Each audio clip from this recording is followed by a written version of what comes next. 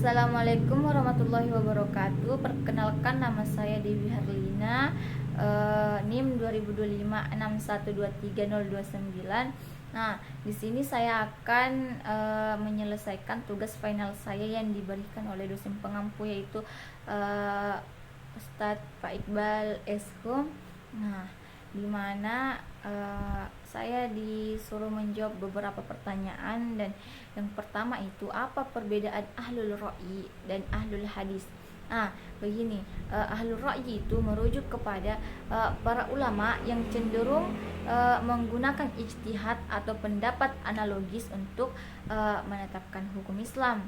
Nah, selain dari nas atau dalil dalam Al-Quran dan hadis. Nah, sedangkan ahlul hadis itu merujuk kepada para ulama yang lebih mengutamakan dalil dan Al-Quran dan hadis dalam menetapkan hukum Islam, dan kurang cenderung menggunakan ijtihad atau pendapat analogis. Yang menurut saya seperti itu.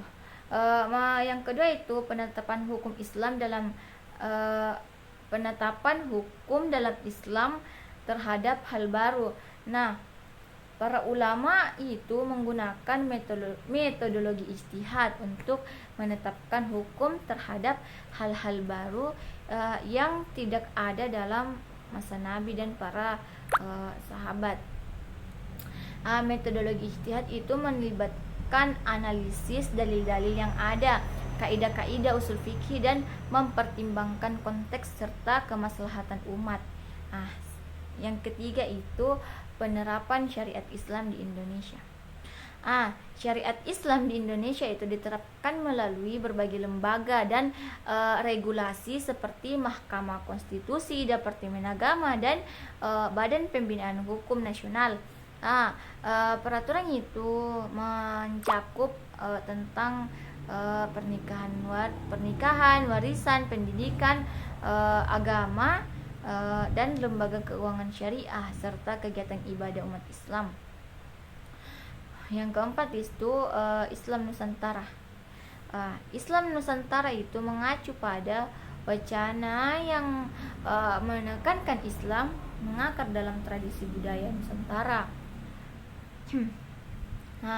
Contoh konsep Islam Nusantara itu mencakup toleransi antar agama, adaptasi kearifan lokal dalam pelaksanaan ibadah, dan penerimaan perbedaan sebagai bagian dari identitas Islam di wilayah Nusantara. Terus yang kelima itu sikap terhadap orang lain yang beribadah dengan mazhab yang berbeda.